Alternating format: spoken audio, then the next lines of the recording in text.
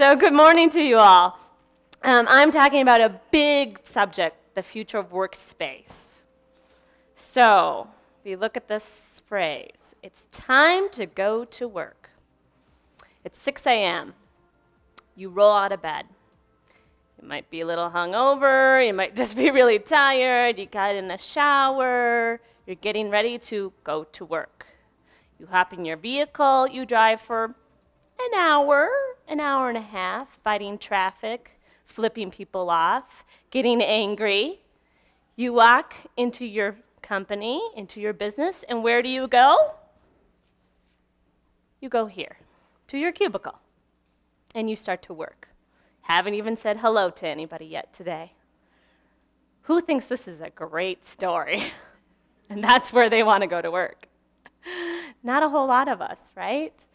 Talking to younger people today, some of them say, I never want to work in a cubicle, ever.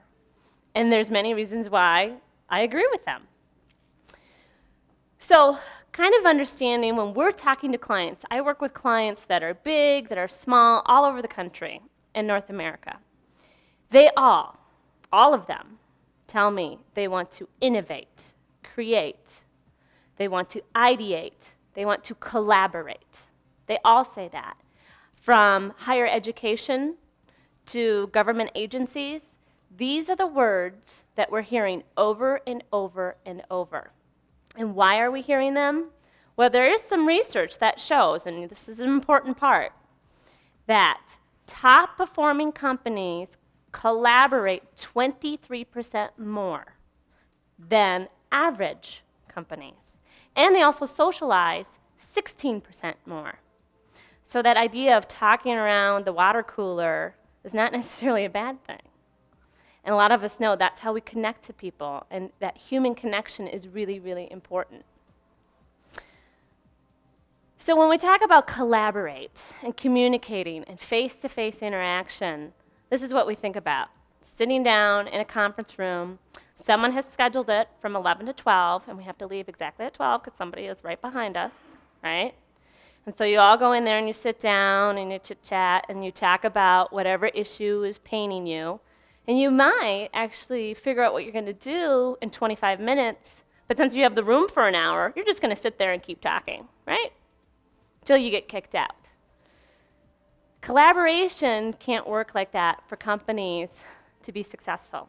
We have to be faster. We have to be more efficient. We have to be able to handle a lot of change. Look at some of the companies like Kodak, top of its class, and now it's going away. You have to keep innovating. So this has recently been in the media. These are the top 10 items that are going to disappear from the office environment in the next 5 years. Totally get Rolodex, because I looked at my Rolodex the other day and said, when was the last time I turned that sucker? It was maybe 2 years ago. I don't put my cards in there anymore. You can understand fax machines, desk phones, we're all on our cell phones now. Standard working hours. What we have seen because of technology is there's a blend between work time and personal time. I have a 4-year-old daughter, and she is very confused by what I do. Because she comes down in the morning and I'm in my pajamas, I haven't brushed my teeth, and I have my laptop open on the kitchen table, and she wants something, and Mommy's working. Well, to her, I could be on eBay. You know, she doesn't understand what is work and what is not work. When I was 4, my mother went to work at a school. My father went to work at a shop. Now there's this blended thing where I'm reading her a book at 9 o'clock at night and texting my work colleagues while I'm reading to her. It's a blend. So standard working hours are going away. Desktop computers. Some of you graphic people are going, no, they'll never go away, ever. We need the power, we need the resolution, we need it big. We'll talk about that in a little bit. Corner offices for managers. Some people add to this also as cubicles or workstations are going away. So looking at some of these drivers, these are some of the spaces that we're doing today. These are not the future, these are today. But you can see how much this is changing with collaboration and innovation and connecting people. What is good about a company that everybody walks in, sits down at a workstation, and emails each other. Remember our 300 emails that we get throughout the day versus standing up and going and talking to somebody? So here's a space that we have some, this is kind of by the elevators. You've got some screens, but just for people, when they interact, to sit down to have a real conversation. It's interesting because if you look, planning for collaboration is an art. You just can't put in a bunch of soft seating and hoping somebody's going to come and sit there. There's a whole method and madness to it. But if you look at where people congregate and where they can interact, it is finding food, right? It is going to the bathroom. It happens. And it's also, where people are traveling. There's a lot of things that happen outside of conference rooms because people are waiting to get into the conference rooms. So this is areas outside of conference rooms to interact and collaborate and work with people. Here's an example of what's on the right is actually workstations, touchdown areas. And then behind it is more of this collaboration innovation zone. And so if you're sitting there and you're working on that bench and you need to have a private conversation, you need to call someone, you need to cry, all those things happen at work. You have some of those little private huddle rooms to go into to have that conversation. What design is about is the activities that you do at work and how you can support that from the environment. It's not necessarily about everyone having a private office. So here's a better example of those huddle rooms and collaborative area. We work with a lot of creative companies. This is a creative design company for a car. For those of you that were at the think tank yesterday, and then we had our creative encounter, that would be a perfect place to have everybody come together and communicate and work together. Private offices. Where's Will? I'm sorry, buddy, I'm going to pick on you for a second. So, private offices. Why do people feel that they need to be in private offices? Because what Will told me last night is he has very confidential information, right?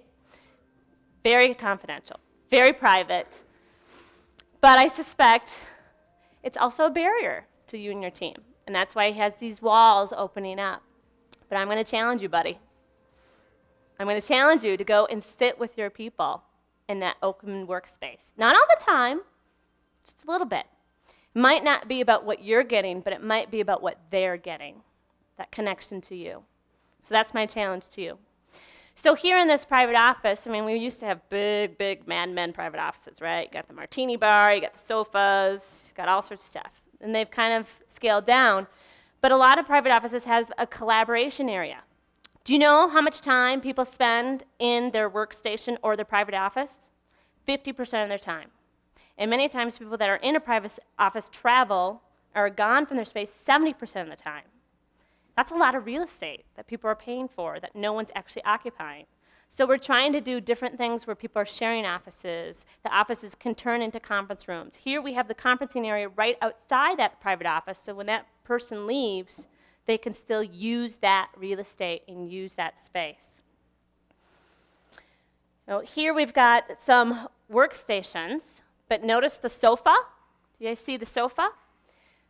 A lot of times what you're doing is mobile. Right? It's on a mobile device, it's on an iPad. If I need to go check something and I don't need to hop on my computer, my iPad is so much faster at email than my computer, my laptop. It takes me forever to warm that puppy up and wait, and where I can just go on my iPad. Who's to say I can't sit on that sofa and work? When I work at home, if I'm not in my office, where do I sit and work? On the sofa. I am given choices now of where I can do my activities. Here's another shot of some workstations. And remember, I talked about the desktop computer going away. And people that work on graphics and animation, I always thought, for architects and designers, we have CAD, we have Revit. We have to be sitting down at a workstation. Do that. You have to, right? Well, let me show you something. This rendering, I did this rendering. I did it on taco night at a restaurant with my family while we were waiting for our food on my iPad. While, the kids were watching a movie on my husband's phone because they were antsy. I did that rendering, I did that rendering in a booth at a taco place on a Monday night at 7 o'clock. Things are changing. We don't always have to be tethered by that technology to a space. We can be anywhere. Work is not happening at a place. Work is happening here. It's in your head. It's in your mind.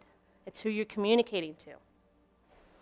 So, still, a lot of times we need places to go and to communicate and have that face-to-face interaction, right?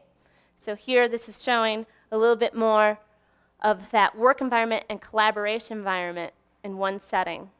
Scrum rooms. Does anybody know what a scrum is? Okay, some tech people understand that. Scrums are when you're in rugby and you all huddle together and you interconnect your arms, right? I don't play rugby, so I don't really get it. But you do your little planning and you figure out what you're going to do and then you break away. Well, a lot of tech companies have what they call scrum rooms, and they all, we're talking 30, 40 people for 15 minutes, get in that area, and they say, what is our hot topics? What are the things that we need to solve today? And you disperse, and you're gone. And we're seeing more and more of those, not just in tech companies, in all type of companies. Project rooms.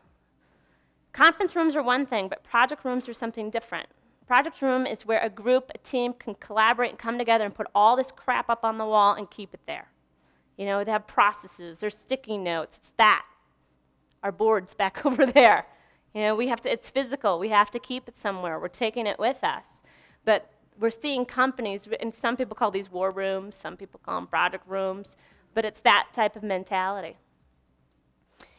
And then, obviously, landing spaces. Everyone's going to need private time, heads down time, and alone time, because that's sometimes how we think. There is a scale, though, of how well people can do in an open environment. Everybody has different sensitivities. Some of you can have the world crashing down behind you, and you're still focused, and your head's down, and nothing's going to bother you. Other people, you just feel the slight wind from the HVAC, and you're like, I can't work here. I got to move. And so you have to respect that and give an opportunity for some private areas and some open areas where people can do work. Huddle rooms. Most conversations and collaborations happen in groups of 2 to 3 people. We build conference rooms for 8 to 10 people. So when you hear in companies, I don't have enough, we have no place to meet, we have no place to meet, we have no place to go. It's because we've built it wrong. So we're creating more of these huddle rooms that can have that interaction and also be a private place so people can go laugh, cry, yell, all those things that happen in human nature. And then let's talk about the lunchroom. It's not just for lunch anymore, right?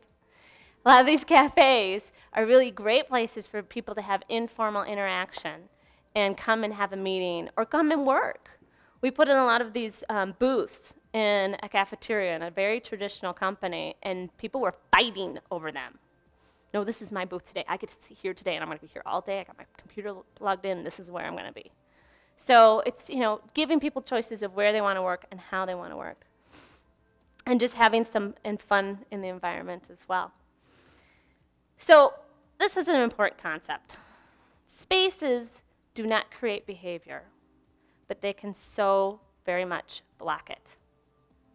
When I deal with designing environments for children with autism, and we have a child that can't speak because they're in their environment and there's all this stuff going on, and they're trying to do speech therapy, I'm like, take them into a closet and go in the closet, because that'll be so much better than where you are right now. And sure enough, they're like, wow, they were really attentive, and they actually said some words. I'm like, huh. It's not that that space is going to cure that child. It's not that the space is going to create the company, but it will help transpose that company into what it needs to be for that culture. I look at what happens in government. I just came off of a 3-year term as a co-chair for a legislative task force for autism.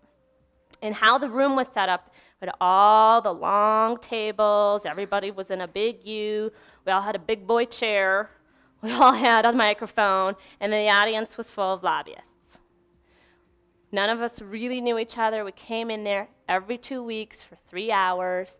Everything I said, and I kind of talk off the top of my head, people would write down. I'm like, oh no, maybe I shouldn't have said that. It was so hard to try and work together to come up with a plan. It was very heated. People didn't understand other people's ideas. It was very divisive. At the end, we had to write a report. We grabbed 5 people. We took them off-site. We got to know each other, and we pumped out this report, and we had a very different outcome, extremely different, than what we had done for 3 years. You look at how our spaces are designed for Senate, for the House of Representatives, and we look at how we interact and collaborate. If we did yesterday what we did at our creative encounter, if we did that in government, think of how much farther we would be. Think about how much better ideas we would have. And so I kind of look at some of the spaces, just because we did it that way in the 1800s doesn't mean it works that way anymore. Okay, so let's think about the future. Now it's time to go to work. It's 9 a.m. and I'm waking up. I got to sleep in a little bit. I get up, I go in the kitchen, I project on the wall my schedule. I have a digital assistant. Where's Dick? All right, I thought of this before you said it yesterday. I'm just going to tell you that, okay? You have your digital assistant that has organized all of your emails in priority into what you're happening for your goals for the day. So you're looking at the things that you absolutely have to address in those few minutes while you're eating. Then you hop in your car that drives you to work, drives itself, makes you coffee and some toast, okay? And when you're in your car, you're handling some more of your emails, maybe your phone calls, all of that, and you get transported maybe to the company, maybe to a professional work environment. These professional work environments are popping up all over. This is actually a design for a real professional pro-working center in a suburbia, where you can go meet face-to-face, collaborate. Maybe it's people you work with, maybe it's your clients, maybe it's consultants, but you have that area to do face-to-face. And look, there's a fireplace. I mean, who wouldn't want to go there to work, right? That looks nice, doesn't it? Communication will still be key, that face-to-face. You know, sure, there might be holograms that bring us all together and we talk, but unless I really know you, 75% of all of my communication is from your body language. If I can't see you and I can't see your expressions and I can't see your fidgeting or all that kind of stuff, you lose something. There's no way in heck we could have replicated what we did yesterday in a webinar, right? There's just no way that would happen. So if innovation and creativity is on the forefront of what we need to do for our businesses and our organizations, we have to come together, right? So this is my favorite quote. I'll have to read it. Good design is a Renaissance attitude that combines technology, cognitive science, human need, and beauty to produce something that the world didn't know it was missing. My challenge for you, because you're all designers here, is to find what is missing and to create something that's really good. Thank you for your time.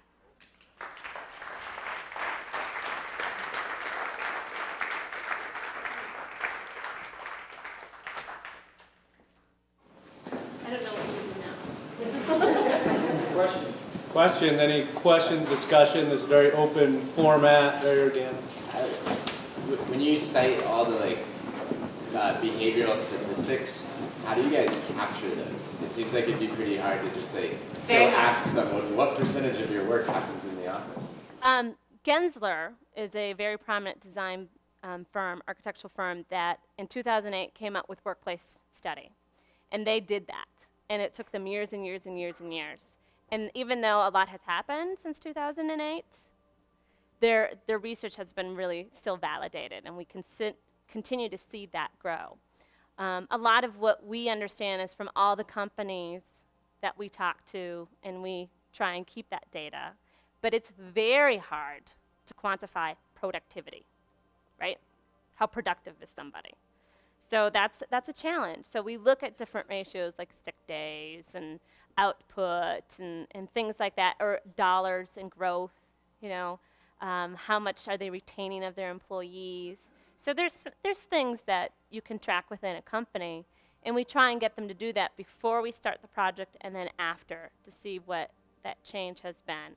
A lot of it's anecdotal, where you have people that are like, you know, it's a process. I deal a lot with change management and trying to get companies to move forward. And so when we take a bunch of people, managers that are in private offices, and we're now putting them in an open plan, and we first tell them about it, they freak out. I need my door. I absolutely need my door. I have a woman right now that is actually going to counseling because she's losing a door. And I am not kidding you. But she trusts her leader, and she will follow him, so she's like, I've got to get over this. And I'm like, yes, you do. So we go from there to when they move in, and we say, okay, how is it now? Most of the time, it's much more positive. However, there's things like, ooh, you know what? I really probably need a privacy screen over my computer because I was doing some HR things, and I thought somebody might see me over here, or gee, I'm so used to putting people on speakerphone and tip-tapping away where I'm speakerphone. I need a good headset now. So, I mean, there's those things that you find out, you know, before and after, but it is a process. And sometimes it's a very painful process for people. And I have had companies, this is my scale. Here's traditional, here's progressive. Many times I can take someone that's here and bring them here, but I can't always go here, right? It's an evolution for that organization. We did have a client, the CEO, new CEO came in, and she went, we're going from here to here. And I'm like, whoa, hold on. Do you realize what's going to happen? Because when she was telling this to all the vice presidents, you knew some of them went home and kicked that dog. I mean, they were like, I'm not working here anymore. This is not where I want to be. What do you mean I'm moving to my private office? What do you mean I have to work differently? And you know what she said to me? We're going to lose people, and I want those people to go. And she was just, we're doing it different. And people can come on this team and build it this way, and I might lose half of the 600 people that are here. Bring it on. And I went, okay. And actually, they didn't lose that many people. It's surprising. Questions? Statement and a question related to it. Firstly, this is awesome. Do you like that? Fantastic. And it prompted me to think, I've done some work with a global leader in Foster, Helmut Foster. You go into his office and nobody's sitting because fundamentally sitting is there for you. Anyway, so they have lots of makeshift stuff. So they're all standing working on their computers. So the question is, when you're looking at designing furniture for future workplace, do you take into account new health trends or new health knowledge? Yeah. And for something like that, how do you make a standing space productive when fundamentally you might need? And ergonomic, right?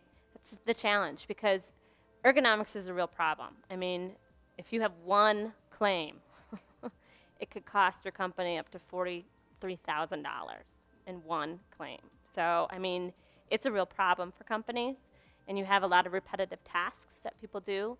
It's kind of like, what was that movie? Was it Minority Report with Tom Cruise, where he's throwing the things up on the glass wall and they're moving things out?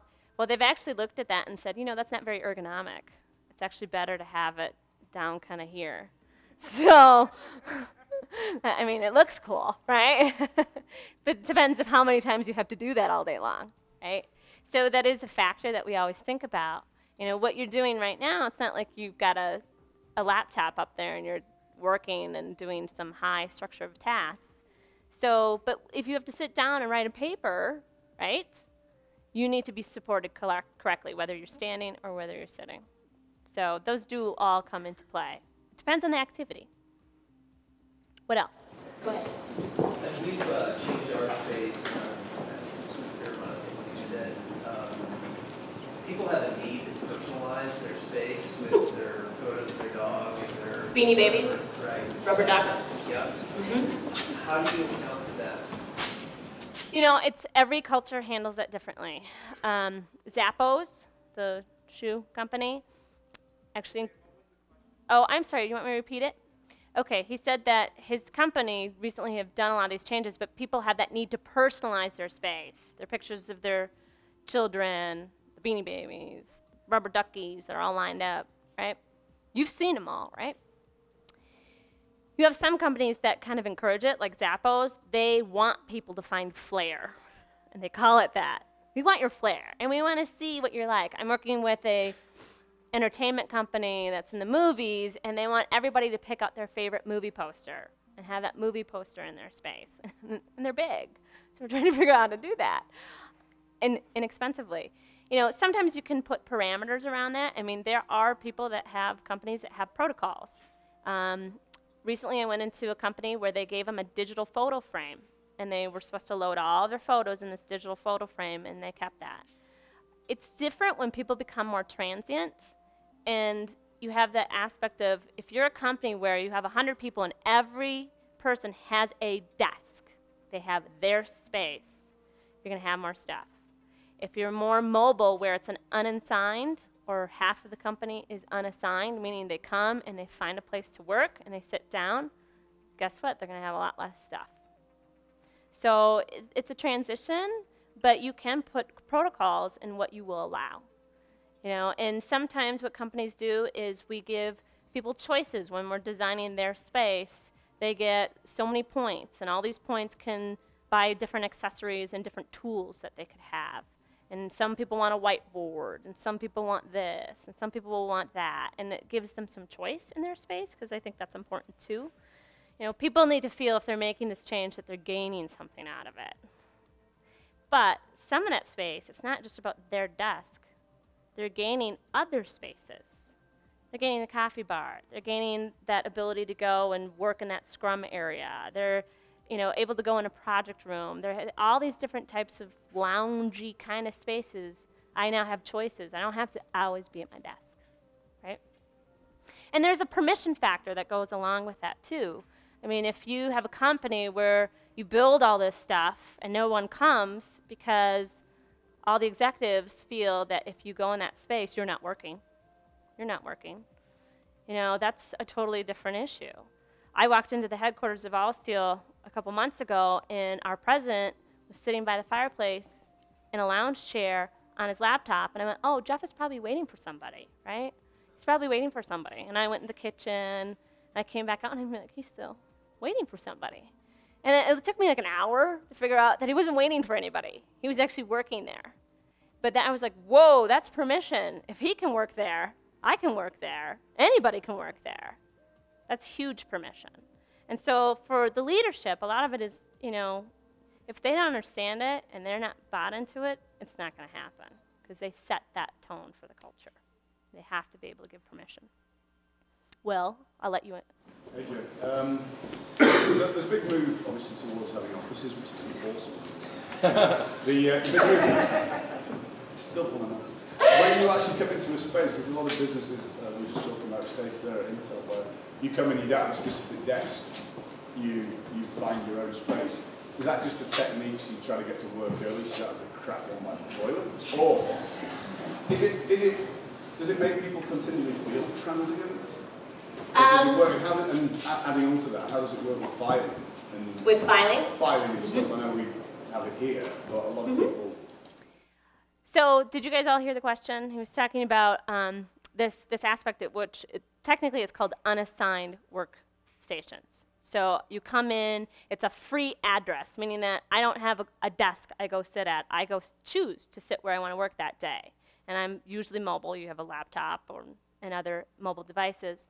So there are some issues of storage, right? There's 3 different types of storage. You have your reference storage that you need on a daily basis. Or your active storage you need on a daily basis. You know, this is my notepad I've been writing all my notes. This is my to-do list. This is all my stuff that I need today that you probably all brought with you on this trip. And then you have things that are reference. It might be a manual, it might be a book, it might be something like that. And then you have what's archival. And so what a lot of companies are doing is they're trying to get people to take that archival stuff and either put it off-site or in a communal storage area, because that's stuff you only need to look at maybe once a year, right? So the reference stuff sometimes can be also in a communal area where I have a locker or I have a storage compartment that is mine no matter where I'm sitting, and I can put my stuff in there, lock it, and then when I come in, if I need it, I know where it is. So, I mean, you can, it's almost like, you know, high school, right? You had a locker, right? You walk in, you put all your stuff there, and you go from class to class to class to class to class. and you have your notebooks and you have the things that you need on a daily basis, but you don't necessarily need that book all day long. How many of you have carried something around in your briefcase? You've carried it and it was heavy, and you finally go, why do I need that? I haven't looked at it in 2 weeks. I'm hurting my back. You know, sometimes we just like to have our stuff. So it's a different mindset. It is. And the floating thing, you find it from a psychological bit, it's still productive. People. Depends on the work that has to happen. There's certain workers that are, a lot of people in this room work like that already, right? Because you're creative, you're innovative. There's a whole aspect of vulnerability. If I don't have my office, or if I don't have my workstation, and I'm now out in the open, I am now vulnerable. A lot of people do not like that. My engineers, my accountants, I can list off what trades are like, what? What do you want me to do? And they like, the fear of God is, you can see it's going right through their body. But many of you understand this. When you embrace your vulnerability, that is the key to innovation and the key to creativity. Putting yourself out there, making yourself more accessible, making yourself more in the know is going to enhance that process in a company. And I've taken people that have sat in a spot for 20 years. They're close to retirement, and we move them. And they go kicking and screaming and hate it, and we put them where everybody, because they know everything, right? They've been there so long, they have all this tacit knowledge that if you need something, you go talk to Shirley. Shirley's been here for so long that she remembers everything. We put her in a more central core, and now the new people that come in, this woman blossomed like a flower. She was sitting in the back corner. People didn't always go and talk to her, but now because she's more accessible and open to people, that tacit knowledge is transferring to other people. And that is one of our scariest things that we have going on right now in the work environment. We have all these people that maybe should have retired but haven't retired because they have no money, but they have all this tacit knowledge. It's not written down. How do you transfer that to the other generation? How do you make sure that's happening? Because that person, you all have somebody that works in your companies that you're like, oh God, if they left, well, that'd be bad, right? So how do you get that information out of their head and what they're bringing and develop it into the other people that are working there? Go Got ahead. another one. Spend all day talking. You and I are just going to go back all day.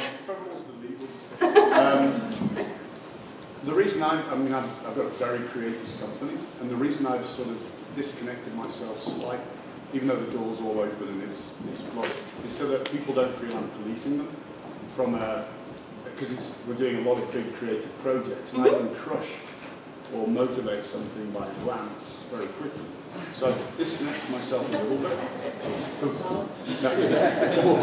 No, but I'm the boss, so that's why I've done it. Is that a bad thing, or by taking away the policing and putting me in there, will people relax more, or will they then not talk about porn and things because I'm sitting there?